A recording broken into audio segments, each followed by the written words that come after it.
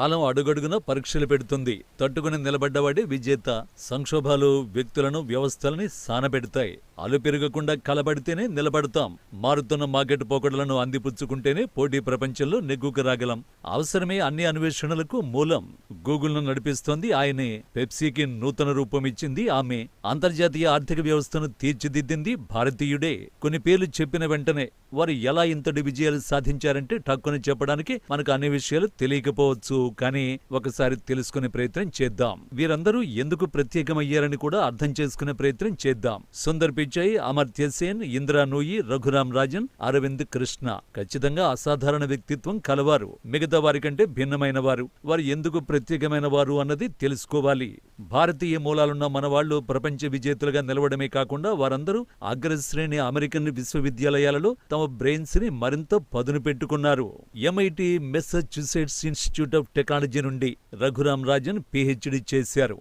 IMF నుండి RBI వరకు ప్రపంచ ఆర్థిక ఆలోచన ఉన్నత స్థాయికి తీసుకువెళ్లింది. సుందర్ పిచై, స్టాన్ఫోర్డ్, వార్టన్ డిగ్రీలు గూగుల్ బాస్ కావడానికి సోపానాలుగా నిలిచాయి. పెప్సికోను పునర్నిర్మించడానికి ముందు ఇందిరా నూయి యేల్ నుండి MBA చేశారు.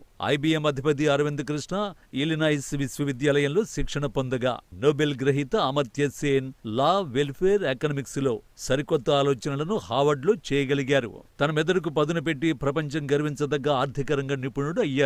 ప్రతి ఒక్కరి విజయగాథ అమెరికా వర్సిటీల్లోని తరగతి గదులు ప్రపంచాన్ని ప్రభావితం చేసే భారతీయ మేధావుల్ని ఎలా రూపొందించాయో చెప్పడానికి ఇవే తార్కాణాలు. అవే కాదు, ఈ ప్రయాణం ఇక్కడితో ఆగిపోలేదు. హార్వర్డ్ లేదా యూనివర్సిటీ ఆఫ్ కాలిఫోర్నియా శాండియాగో హాళ్ల గుండా నడక మొదలు పెడితే ఇండియా అంటే ఏంటో తెలుస్తుంది. విద్యా సంస్థల నిర్మాణంలో భారతీయ పేర్లు చెక్కి ఉంటాయి. హార్వర్డ్ లో Lakshmi Mittal south Asia institute ఉంది. ఇది ఉపఖండంలో అత్యాధునిక పరిశోధనలకు నిధులు సమకూరుస్తుంది. వార్టన్ లో నారాయణమూర్తి ఫెలోషిప్ ఆధునిక ఎంటర్ప్రెన్యూర్లను ప్రోత్సహిస్తుంది. కాలిఫోర్నియాలో Tata institute for genetics and society శాస్త్రవేత్తలు మానవ జీవశాస్త్రం భవిష్యత్తును పునరాలోచించడంలో సహాయం చేస్తోంది. భారతీయ విద్యార్థులు అమెరికాలో చదువుకోవడం కోసం మాత్రమే వెళ్లలేదు. మనోళ్లక్కడ వ్యవస్థని మరింత ఉన్నతంగా తీర్చిదిద్దేందుకు తమ కష్టార్జితాన్ని ధారపోశారు. అమెరికా విశ్వవిద్యాలయాలకు చదువుకోవడంతో పాటు వాటిలో పెట్టుబడులు పెట్టారు, పెడుతున్నారు, విస్తరిస్తున్నారు. అనేక విధాలుగా ఆయా సంస్థలు దిగ్గజ కేంద్రాలుగా మారడంలో కొత్త కొత్త ఆవిష్కరణలకు చేదోడువాదోడుగా నిలుస్తున్నారు.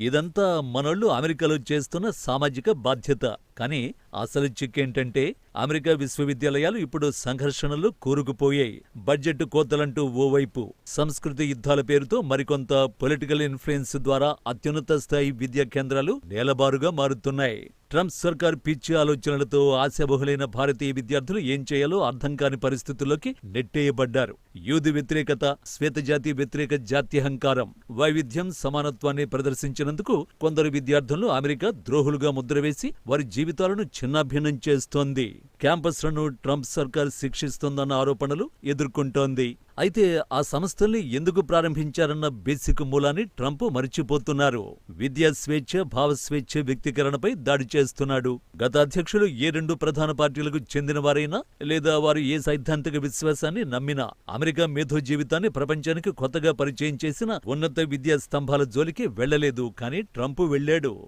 ధ్వంసరచన మొదలుపెట్టాడు. ట్రంప్ చరిత్రేమీ సృష్టించడం లేదు, తిరగరాస్తున్నాడు. ఆయన చర్యలు అమెరికా ప్రపంచ ప్రతిష్టను మసగబారేలా చేస్తున్నాయి. ప్రపంచ మేటి సంస్థల్ని దెబ్బతీస్తున్నాయి. ట్రంప్ తీరుతో ఆయా సంస్థలు ఇన్నాళ్లు కాపాడుకున్న విలువలకు నీళ్లు వదలాల్సిన దుస్థితి ఏర్పడింది. ఇతర దేశాల యూనివర్సిటీలతో సంబంధాలు, కొత్త కొత్త అన్వేషణల్ని చిదిమేస్తున్నాడు. పడిపోయిన సామ్రాజ్యాన్ని పునర్నిర్మించడం లేదు, దశాబ్దాల నాటి ఉన్నత విద్యా భవనాన్ని కూకటి వేళ్లతో పెకిలించి వేస్తున్నాడు. కూల్చివేస్తూ కొత్త నిర్మాణాలు చేస్తున్నారని కహానీలు చెబుతున్నాడు. ఒకప్పుడు అమెరికా డిగ్రీని ప్రపంచ విజయానికి ఖచ్చితమైన మార్గంగా భావించిన భారతీయ కుటుంబాల ఇళ్లలో ఇప్పుడు ఆ భావనను చెరిపేస్తున్నాడు. ఈ మొత్తం పరిణామాలతో ఇండియన్ స్టూడెంట్స్ బాధపడుతున్నారు. తల్లిదండ్రులు ఆందోళనకు గురవుతున్నారు. ఈ మొత్తం వ్యవహారాన్ని తన చెప్పు చేతుల్లోకి తీసుకోవడానికి వెనుక ట్రంప్ వ్యూహం ట్రంప్కుంది.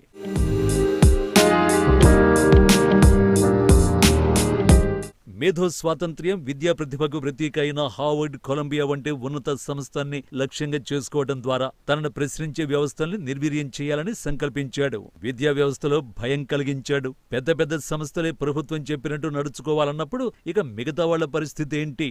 చిన్న, తక్కువ రక్షణ ఉన్న విశ్వవిద్యాలయాలు ట్రంప్ చెప్పినట్టుగా చేయడానికి సిద్ధమైపోయాయి. ప్రభుత్వం చెప్పినట్టు వినండి, లేదంటే అందుకు మూల్యం చెల్లించుకోండి. ట్రంప్ పొలిటికల్ ఇన్ఫ్లుయెన్స్ అమెరికాను ఇప్పుడు నట్టేట ముంచుతోంది. పైకి చూస్తే అధికారపరంగా అనిపించిన చాలా లోతైన అంశాలు తెరపైకొస్తున్నాయి. ట్రంప్ పాలన నిశ్శబ్దంగా భారతదేశంతో సహా ప్రపంచవ్యాప్తంగా ఉన్న అమెరికా రాయబార కార్యాలయాలను, అన్ని విద్యార్థి వీసా ఇంటర్వ్యూ నియామకాలను నిలిపేయమని ఆదేశించింది. ఇలా చేయడం ద్వారా సోషల్ మీడియాపై నిఘా వేసేందుకు అవకాశం లభిస్తోంది. వీసా మంజూరు చేసే ముందు రాయబార కార్యాలయాలు ఇప్పుడు ఆయా వ్యక్తుల ఏళ్ల తరబడి ఆన్లైన్ కార్యకలాపాలను పరిశీలించాల్సి ఉంటుంది. దరఖాస్తుదారులు 2019 నాటి నుంచి సోషల్ మీడియా హ్యాండిల్స్ ను సమర్పించాలి.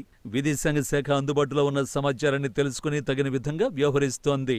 ఆయా వ్యక్తులు తమ హ్యాండిల్స్ లో పోస్ట్ చేసిన ఏ కంటెంట్ తమకు కష్టం కలిగిస్తుందో తెలియని దౌర్భాగ్యం. కానీ రాజకీయ వ్యక్తీకరణ, ఇంటర్నెట్, సోషల్ మీడియాలో చేసే చర్యలు ఎలాంటి ముప్పునైనా కలిగించొచ్చు. ఆన్లైన్లో చేసే చర్యలు ప్రమాదాన్ని తేవచ్చు. అమెరికా సందేశం స్పష్టంగా ఉంది. మీరే పోస్ట్ చేస్తున్నారో జాగ్రత్తగా ఉండండి, లేదంటే మీ విద్యా భవిష్యత్తును పణంగా పెట్టాల్సి వస్తుందన్న వార్నింగ్ ఇచ్చేస్తోంది. వేలాది మంది భారతీయ విద్యార్థులు ప్రవేశ పరీక్షలకు సిద్ధమవుతూ లక్షల రూపాయలను యూనివర్సిటీ విద్య కోసం ఖర్చు చేస్తారు. ఇలాంటి తరుణంలో డబ్బులిచ్చి తిట్టించుకోవడంలో ఉందన్న భావన ఎవరికైనా కలుగుతుంది. ఈ చర్యలు అసౌకర్యాన్ని కలిగిస్తాయి, మానసికంగా వేధిస్తాయి. భారతీయ కుటుంబాలు అమెరికాలో ఉన్నత విద్య చేసేందుకు తగిన అవకాశాలను ముందుగానే ప్రణాళిక చేసుకుంటాయి. వీసా నియామకాలు లేక అధికార చీకట్టు తొలగిపోయే వరకు వెయిట్ చేయడం కష్టమవుతుంది. కానీ ఆలస్యం కూడా బెటర్ అనిపించేలా మారుతోంది. ఆ కలను వాయిదా వేసుకోవడమే మంచిదన్న భావన కలుగుతోంది.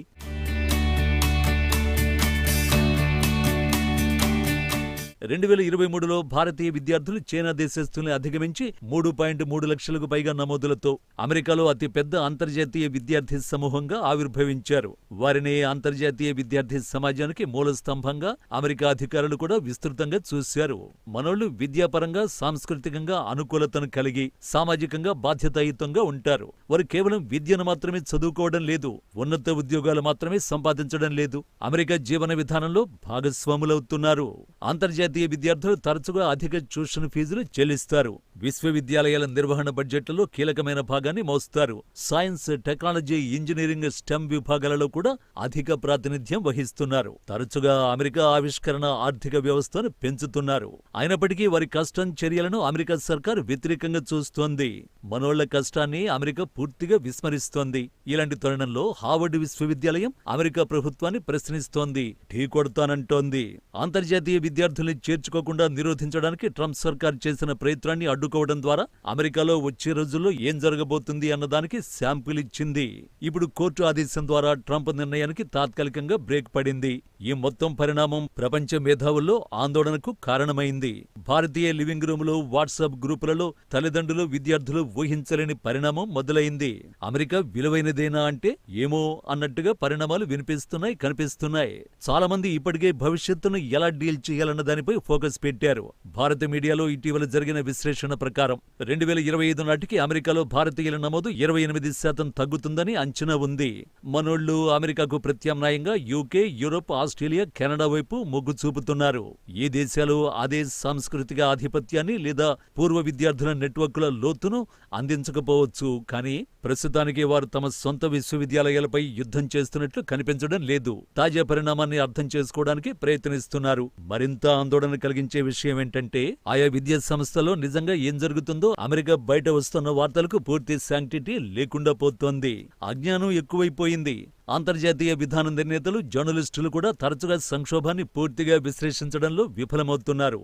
కీలక అంశాలను శోధించే ప్రొఫెసర్లు, పరిశోధకులు జెండర్, జాతి లేదా వీసా స్థాయి కారణంగా ఇబ్బందులు ఎదుర్కొంటున్నారు.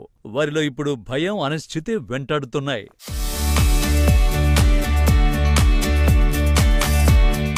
ఉన్నత విద్యపై ట్రంప్ దాడి కేవలం దేశీయ సమస్య కాదు, ఇది ప్రపంచవ్యాప్త సమస్య. వలస విధానాన్ని ఆయుధంగా మార్చడం ద్వారా, లిబరల్ విద్యను జాతీయ గుర్తింపుకు ముప్పుగా రూపొందించడం ద్వారా అమెరికా ఒకప్పుడు తన మేధో ఆధిపత్యాన్ని సమర్థించిన వ్యక్తులనే దూరం చేసే ప్రమాదం పొంచి ఉంది.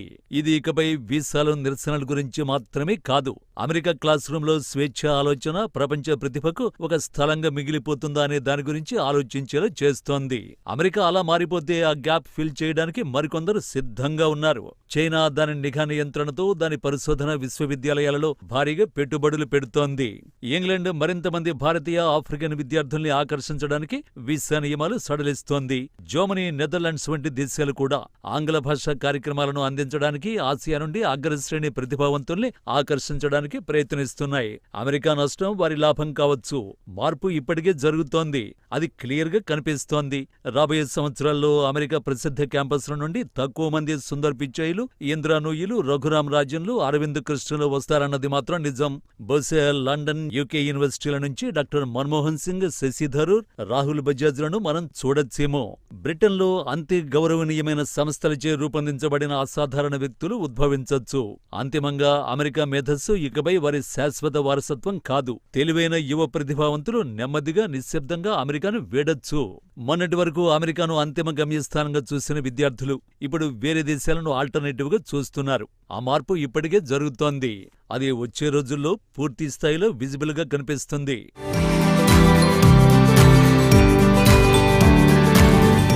భారతదేశానికి ఇది ఒక గొప్ప అవకాశం. ఎలైట్ అమెరికన్ విశ్వవిద్యాలయాలు రాజకీయ కుట్రలో భాగమైనందున భారతదేశం స్వదేశంలో ఈ క్షణాన్ని సద్వినియోగం చేసుకోవాలి.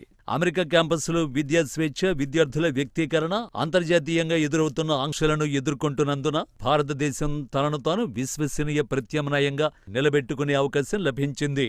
పరిశోధన, పర్యావరణ వ్యవస్థలు, వినూత్న విద్యా నమూనాలు, ప్రపంచవ్యాప్తంగా పోటీతత్వ సంస్థలలో భారీగా పెట్టుబడి పెట్టడం ద్వారా భారతదేశం తన సొంత ఇంటిని చక్కబెట్టుకోవడమే కాకుండా యూరప్ తదితర దేశాల్లో మారుతున్న విద్యా వ్యవస్థకు అనుగుణంగా విదేశీ ప్రతిభను కూడా ఆకర్షించాలి. ప్రపంచ దేశాలకు నిజమైన భారతీయ వారసత్వ సంపద చాటి చెప్పాలి. ఇప్పటికే ఎన్నో విషయాల్లో ప్రపంచానికి ఆదర్శంగా నిలుస్తున్న ఇండియా వచ్చే రోజుల్లో ప్రపంచాన్ని తలదన్నేలా ఈస్ట్, వెస్ట్, నార్త్, సౌత్ 4 ప్రాంతాల్లో 4 గొప్ప హార్వర్డ్, స్టాన్ఫర్డ్, కొలంబియా, ఆక్స్ఫర్డ్ లాంటి విశ్వవిద్యాలయాలు నిర్మించాలి. వేల కోట్ల రూపాయలను ఎన్నో ప్రాజెక్టులకు ఖర్చు చేస్తున్న మనం ఈ యూనివర్సిటీల ద్వారా ప్రపంచాన్ని శాసించే మానవ వనరుల్ని తయారు చేయొచ్చు. ఇప్పటికే ప్రధాని మోడీ సారథ్యంలో ఇలాంటి ఆలోచనలు మొదలయ్యాయి.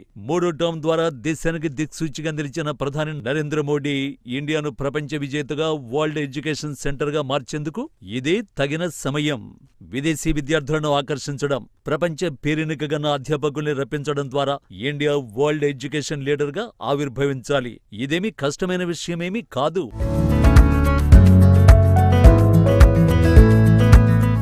భారతదేశం ఇప్పటికే ఐఐటీలు, ఐఐఎంల నుండి Indian institute of science, Ashoka విశ్వవిద్యాలయం వరకు అగ్రశ్రేణి సంస్థలు విస్తరిస్తున్న నెట్వర్క్ కలిగి ఉంది. ఇంగ్లీషు మాట్లాడే అధ్యాపకులు, విద్యార్థులు సమృద్ధిగా ఉన్నారు. ఇప్పుడు అవసరమైంది దార్శనిక విధానం. ఉదారంగా పరిశోధనలకు నిధులు, విద్యను మృదువైన శక్తి కేంద్రంగా నిర్మించడం చెయ్యాలి.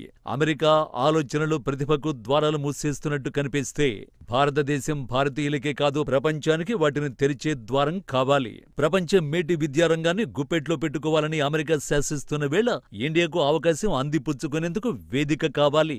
అమెరికా విశ్వవిద్యాలయాలు రాజకీయ కుట్రలు, అంతర్గత సమస్యలు, స్వేచ్ఛా పరిమితుల విలయంలో చిక్కుకున్న వేళ ప్రపంచ దేశాలకు కొత్త అవకాశాలు లభిస్తున్నాయి. ఇలాంటి అరుదైన అవకాశాన్ని అందిపుచ్చుకునే స్థాయి ఎవరికి ఉందన్న చర్చ జోరుగా సాగుతోంది. ఇంతటి అద్భుత అవకాశాన్ని సద్వినియోగం చేసుకునే అవకాశం ఇప్పుడు భారత్కు లభిస్తోంది. ఇదొక చారిత్రాత్మక సన్నివేశం. ప్రపంచ మానవ వనరుల కేంద్ర రాజధానిగా ఎదిగే శక్తి భారత్ చేతుల్లోకి వచ్చింది. పరిశోధన, వినూత్న విద్యా వ్యవస్థ మోడళ్లను ప్రపంచ ప్రమాణాలకు దీటుగా విశ్వవిద్యాలయాల అభివృద్ధి ద్వారా భారత్ తన సొంత విద్యా వ్యవస్థను మాత్రమే కాకుండా విదేశీ ప్రతిభను ఆకర్షించే కేంద్రంగా ఎదిగేందుకు ఇదో సువర్ణావకాశం. ఇండియా తనను తాను విశ్వవిద్యా కేంద్రంగా మార్చుకునేందుకు తగిన సమయం.